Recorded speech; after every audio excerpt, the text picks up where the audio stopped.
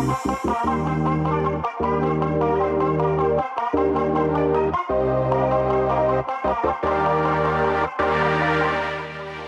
hello and welcome to the Frustration of Freedom podcast. This is a podcast where we bring people, great people from our network to help you overcome some of your frustrations to achieve freedom. So today, what I've got Nat Bibby here from Bibby Consulting. And so welcome. Yeah, thanks for having me. What a privilege to be here. I'm excited. Yeah, me too, mate. Look, everyone knows about, the illness or, what's happening in the economy at the moment. And for me, what I'm seeing is that a lot of our clients and even potential clients are getting pretty frustrated in terms of, how do they pivot? How do they open new doors?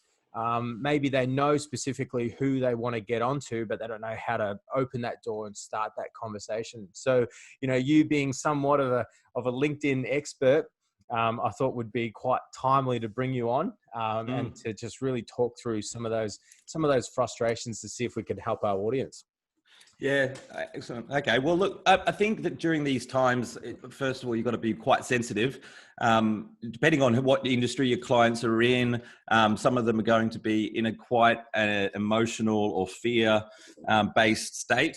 And so really, a lot of it on social media is about being consistent, being empathetic, and preparing your brand for when we come out of this thing. By doing that, because if you sort of pack up shop, stop responding to people, or what have you, like restaurants, for example, that stop communicating with the people that come there, it's gonna take them a longer time to get back on their feet. Yeah. Unfortunately, because if you're struggling in your business as well, quite often the natural inclination is like, how do I get more sales? And they start hitting up prospects going, buy my stuff. And if they're in a fear-based state, or they've, just lost half their clients, it's not going to do much to build their brand. So you just have to be very empathetic. And what I've found is, like, if you do that and you ask the right questions, what are the challenges? What can you do to prepare your brand for when you come out of COVID? It can lead to business discussions. If you find out that they have a problem that you can help them with or can solve, then quite quickly it can become the priority, and they will engage with you. Yeah, no, good. So what are some of the things, do you have any examples of some of the clients that you've helped kind of pivot and then create a campaign and help them start opening some doors? Yeah, I mean, where do I start? There's heaps. So, one I liked that was last year was a startup that developed e-bikes, and he said to me that he wanted to raise $1 million in 6 weeks. And I said, "Well, you're crazy," but yeah, we're more than happy to run a campaign for you. People have, if they're an angel investor, they generally have that on their profile. There's a few groups with investors and startups that are in there. So we just started hitting them up and said, can we have a talk to you about an opportunity? 6 weeks later, he raised just over $1 million, which was, fantastic result. Yeah. Where else in the world, can you go from not having any contacts and not any relationships to being able to find enough investors to get your business to the next level within such a short time frame? It's really amazing. Yeah. Yeah, that's great. Yeah, so look, we, a lot of our audience is typically in manufacturing or professional service firms. So a lot of them are business to business. So what would say a manufacturer, they're potentially, they could have been servicing an industry, could even be joinery, servicing retail, which has obviously just pulled the plug. And now they need to, pivot to either schools or something else. So what's the process? Like, how does someone start if they're thinking about using LinkedIn? Where do you start, and what are the steps to kind of start using it and getting some results? Yeah, we've had a few clients come to us like that. Like, we need a pivot. We want to target like supermarket chains, or Motorola came to us and said they wanted to target the mining industry. They've got some software. Well, I don't know if you call it software, but technology that makes workplaces COVID friendly. And so, my first question is, well, within these companies, who are the decision makers? And it's, if it's a big organization, B2B, generally there's more than one. And then we can map out an idea of who the target person is to speak to. Right. And you can search by, what title they have in their LinkedIn profile, what industry they're in, what location they're in. So it's about using the advanced search feature, which is part of the free LinkedIn account. Like you can, but not just putting keywords in. So you go to advanced, and then you can put in these parameters, and then when you find these people, it's just a matter of approaching them the right way and sending them a connection request, reaching out to them and saying that you want to talk to them about something and trying to pull the conversation offline.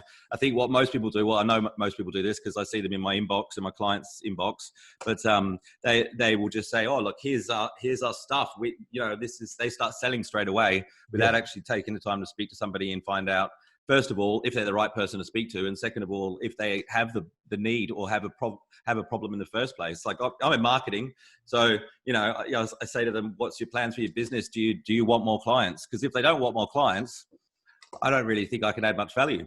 Right. So it starts with a connection request and then some kind of qualification question. Yeah, from a sales perspective, and that's really where my career started, is in sales. So it's just about getting in front of the right people. And I was getting sick and tired of getting all these website leads that were just every man and his dog who was inquiring about online marketing. And I found that the medical practitioners were great clients. They spent a lot of money. They didn't know much about marketing. They constantly needed a newer flow of leads. Yeah. And so I thought, I just want to deal with these guys. So I go on LinkedIn, find them all, start messaging them. And then what happens is, because your network grows in that particular industry, it doesn't take long before you're the perceived expert in the medical industry. And you can even put that on your profile. I'm the digital marketing expert in the medical industry. And then you have a point of difference which no one else can compete with. And then all of a sudden you're not competing with all the other web marketing firms because you specialize in their industry, and you will learn by default, like, what are the nuances of their industry. There's probably not that much, but it is nothing more frustrating than when, there is something in your industry, like they have to be quite careful with testimonials, for example. And, you engage somebody and they go and make, the biggest mistake, which is obvious to them. But most web marketing companies may not be aware of. I think niching is really powerful in terms of marketing on LinkedIn. But content, like, we got to talk about content, because it's only in the last 3 or 4 years that LinkedIn has enabled us to post, content. It was first articles, now it's videos, and it's just like Facebook was 5-10 years ago, because we can get such a great organic reach from our personal profiles. Right.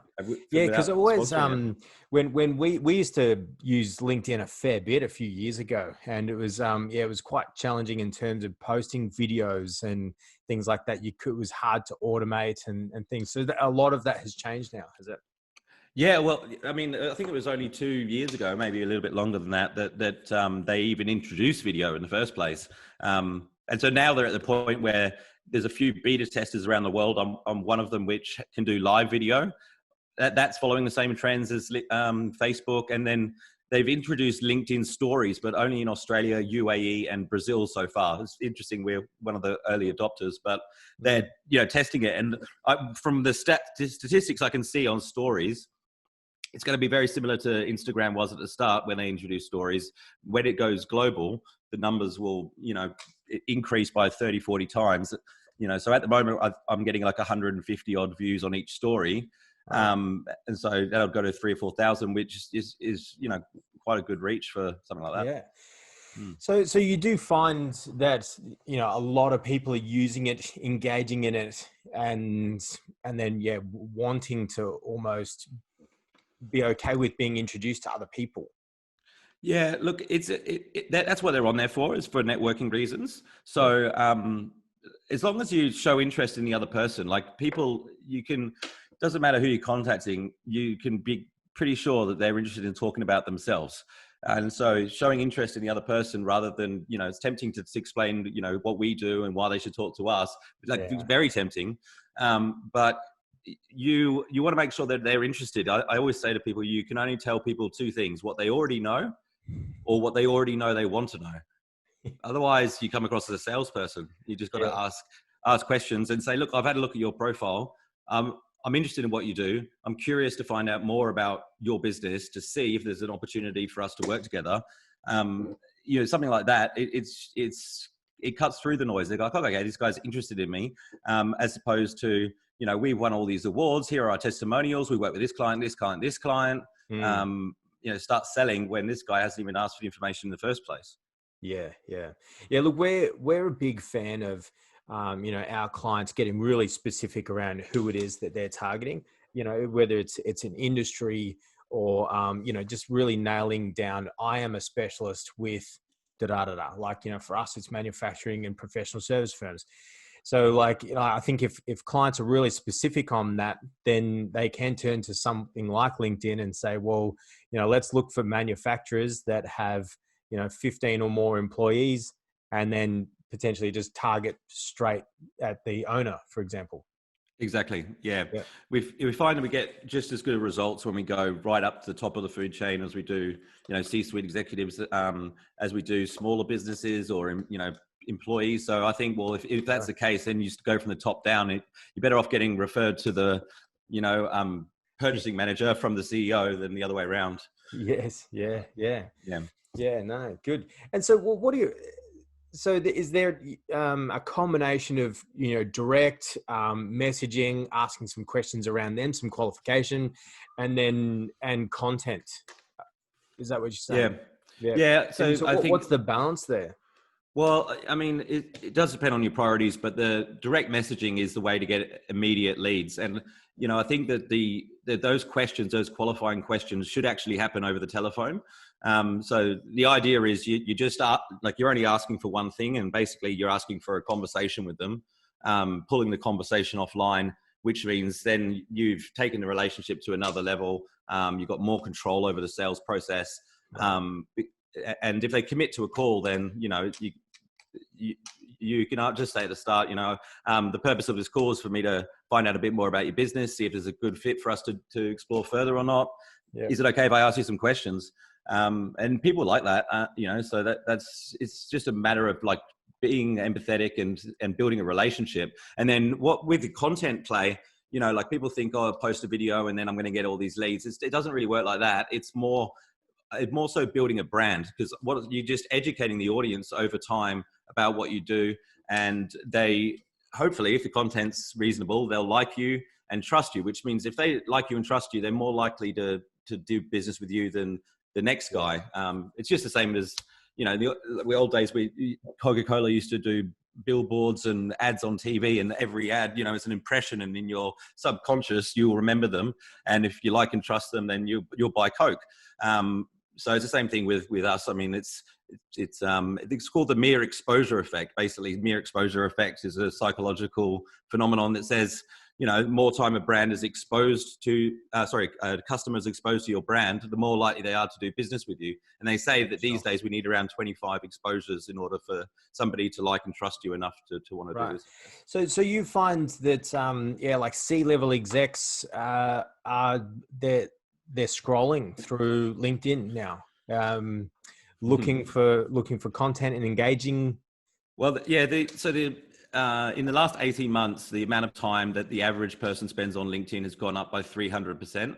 So that means that LinkedIn's algorithm is getting better. It's showing people better content, so they enjoy spending time there. The research says that people trust the content on LinkedIn 3 times more than the other social platforms. So, like business guys and business leaders are going there for a lot of their information about what's going on in their network. They may be on there to look for staff. They may be on there to, speak to potential business partners. There's any, reason, but most of them are, as you say, scrolling through the newsfeed. So you have got their, captive audience there. If you can capture their attention and build trust, then, so it is a very much like, I think the lead generation side of things is not just a marketing skill. It's very much a social selling skill as well, which is very different to responding to an inquiry that you might get off a website where people are going, well, what's your rates? They know what they want. You've got to go one step back. You're at a networking function and you don't know anything about this person. And you just know that they're in your target audience, but they may or may not have the problem that you solve yet. So you just have to find out. So so YouTube typically has like videos for like, say, 10 minutes. Facebook is, like you want to keep the videos real short. What's the rules with LinkedIn in terms of content? Words versus videos, how many words, how long of a video, things like that. Yeah, great question. So LinkedIn have said that they want people to be doing a mix of content, images, video, and long form articles. So that's where you'll get the best result. The long form articles, generally the longer ones do better, 2,000 words. But having said that, I mean, it's got to be good. With video, if somebody presses play after 10 seconds, 50% of the audience are not listening anymore. Okay. After a minute, 80% on average. So those are the averages. So you just got to ask yourself, like, is every, the first 10 seconds going to keep someone's attention? Yeah. And so you just want to cut it down, get straight into the value. And so most of the time, these videos are 1 or 2 minutes. Because even when I post a 6-minute video and people say, "Oh, watch your video," I say, "Oh yeah," and I ask them a question about what happened in 4 minutes. They don't watch that long. Yeah. So it seems that the long form article potentially gets better and longer engagement. Yeah, I mean, it just comes down to what you're good at, and if you find that you're getting good engagement, you're probably a good writer. I find they're very time consuming writing articles. Excuse me. Yeah. But then I use an article to then create about 30 posts. Just using sections of it and imagery to use smaller updates as well, because you got to remember, like, people, because the attention span's so short, you can repeat stuff in different ways. No one's going to remember what you posted 12 months, well, very rarely 12 months ago. I mean, if you change the image or something, you got to repeat yourself. I mean, you don't want to be coming up with new stuff all the time. Yeah, fair enough. And look, sometimes it takes a while to get the message through. Absolutely. Yeah, absolutely. Yeah. Okay. So if, let's say someone is trying to target a particular person, how many connections do they make to be able to send a certain amount of messages to, like, I know this is just really just a guess, but just to give some people an idea of the amount or the not much work, or, how much work do they need to put in to get, I don't know, 5 meetings a month or something, or 5 phone calls or something. Yeah. Well, you got to test it, right? Like, so every business is different. And, I've learned over the years that there's some businesses where it won't work because whatever, like, I don't know why. It's just, it's either their brand or the way that they're approaching them, or the target audience. But on average, with the clients that we've worked with, we find, like, if we send 100 connection requests, on average 50% of those will accept, so you've got 50 new connections. And then a conservative estimate, in terms of, if you send them a message, how many you end up speaking to is about 15%. So if you send 50 messages, you get 8 phone calls. That's a pretty good result. So, I mean, 15%, you compare it to the likes of cold calling, which, I know 10 years ago was 1%. You could get an appointment with somebody. So 15 times better than cold calling. You're speaking to them on their own time. You don't have to explain who you are or why you're calling, because they can look at your profile. I mean, these are all things that are important. Like, the profile has to look good, because people will look at it. They go, "Who's this guy?" They have a look at it, and it either has a positive impact or not. So you want to be putting on things on there like social proof and recommendations and credibility, if you've got any awards, things like that, and not overselling yourself by, I guess, cramming keywords in and talking about how great you are. I think it's more about being empathetic to the customer's problem and understanding their frustrations, and which, it is very much like as you would know, important for everything in marketing, is understanding exactly who your customer is and what the problem is that you solve for them. Yeah. So people are most likely seeing a connection request and then maybe looking at the profile first and then deciding to connect. Yeah. Is that?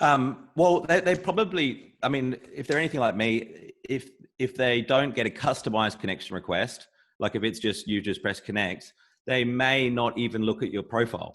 They may accept or decline based on just, what their own objectives are. So for me, like, there's a limit of 30,000 connections on LinkedIn. So I'm at 30,000. So every now and then I have to cull a few connections so I can add people that I want in my network. But when I get, hundreds of connection requests come through, if they don't customize them, I'm quite often just pressing decline, because, if they're not taking the time to write something personal, then You know, I want to make room for the guys that do bother to write something personal. So that's important. And then they may look at your profile. Yeah, they probably will. They definitely will when you send them a message asking for a call. I mean, that's a reasonable commitment. Yes. So, yeah, look, I imagine there'd be a few people listening thinking, you know, this is sounding really good, but then thinking to themselves, well, how do I find time to make 100 connection requests, then send them personal messages, then follow that up to have a phone call, you know, like, you know, how do you scale that? You know? Well, I mean, you delegate it to a company like mine, really. I mean, it's we send 400 connection requests out a month for $2,000 a month. So we've got like account managers that do the connecting and all that stuff, and then I manage the strategy. But you know, look, I mean, this is the thing. If you want to grow an audience of thousands of people and you want to have appointments every month, there's either a financial or a time investment. There's no way around it. So if you're starting a business, put the time in. What I loved about it when I started, you know, I had no money when I started my company, is that I could sit there with a glass of wine in the evening, sending connection requests for 3 hours, and my calendar would be full the next day. Yeah. So if you've got time, then no worries. If you don't, so your team literally can say, log into my LinkedIn, make the connection requests, and then when they connect, also send the message. Yeah, we've got like a number of systems in place so that you know, the client gets to review the list of people before we get started.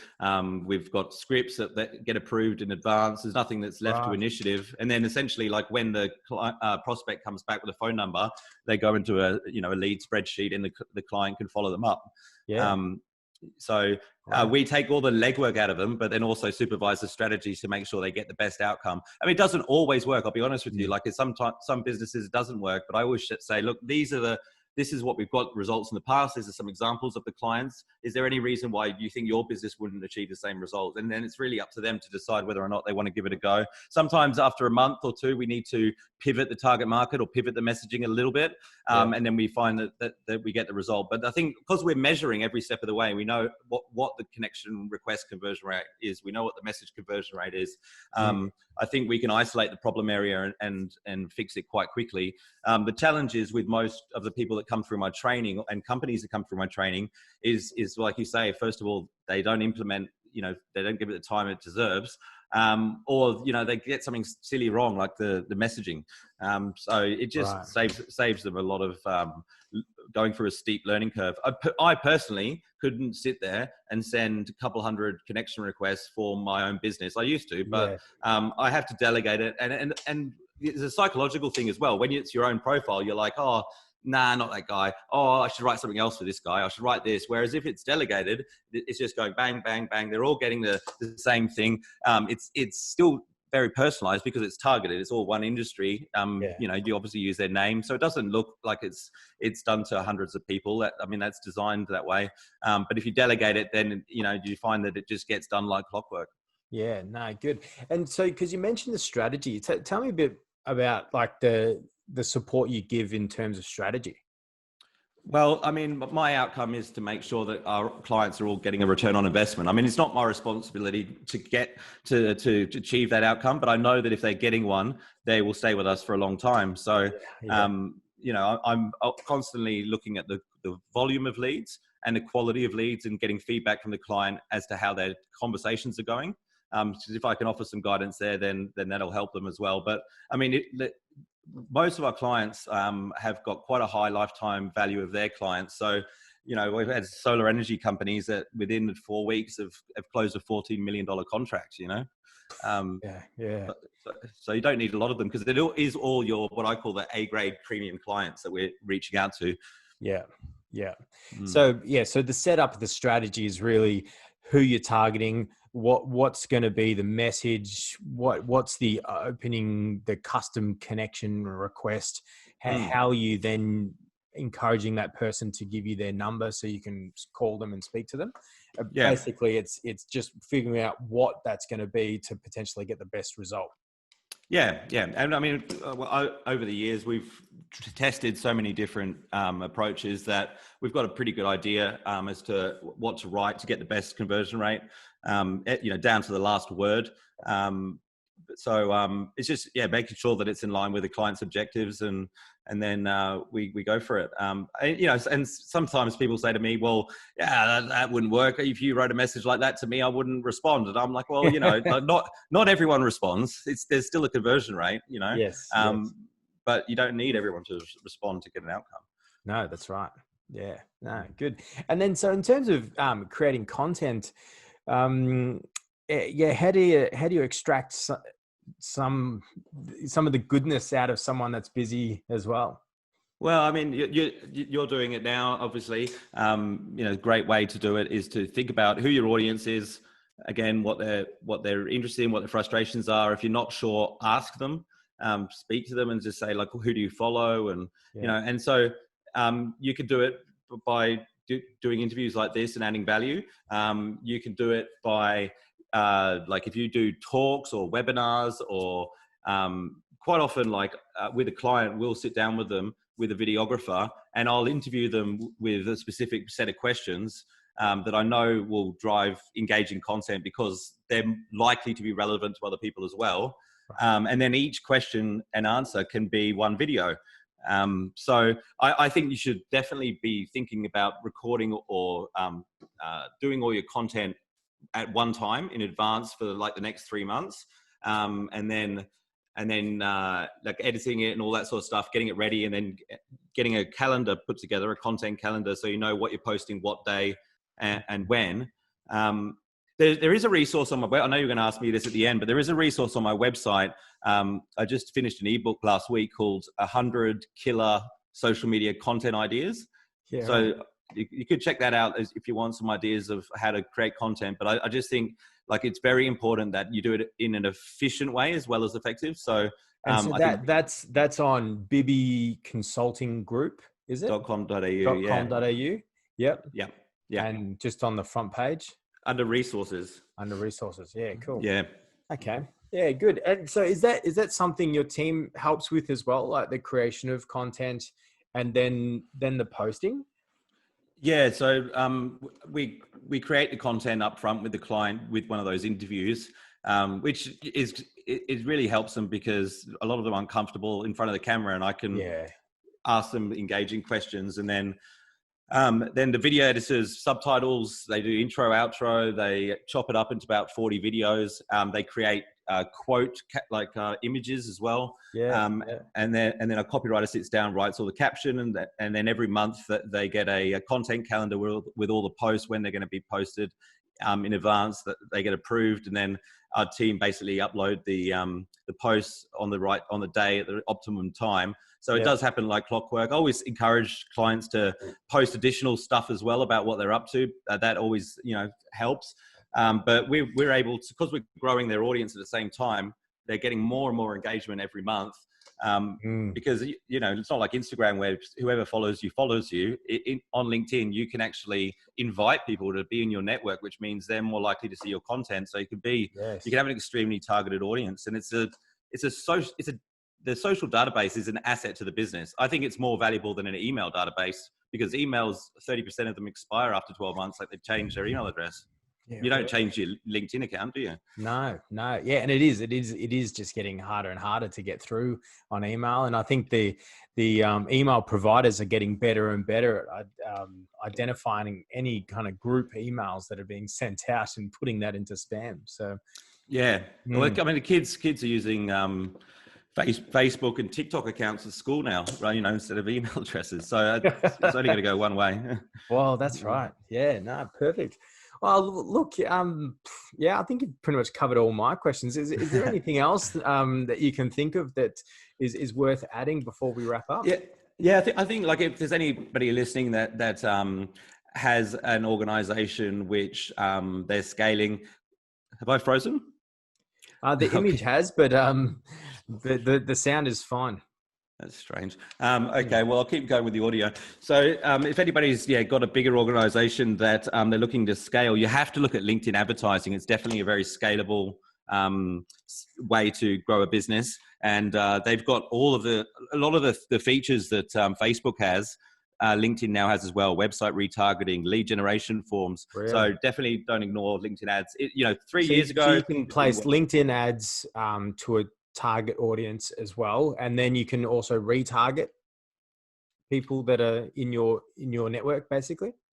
Well, anyone that comes through to your website that has a LinkedIn account, you can retarget them. Yeah. So I'm just going to turn my webcam off and on. Let's see if that works. Yeah, the technical issues. I know this is mainly for the audio, so we'll just keep going. But that's fine. It's good to get the video working. Mm-hmm. And so there we go. I think it's coming back. And so what's the typical strategy with the ad? The lead generation forms are really where we're getting the best conversion rates, which basically means that when somebody sees the ad, they can click one button and that submits their information. So they don't have to fill out any forms. They don't have to leave LinkedIn. So all you need still following the same methodology in terms of a download of something like a white paper or an article or something of value.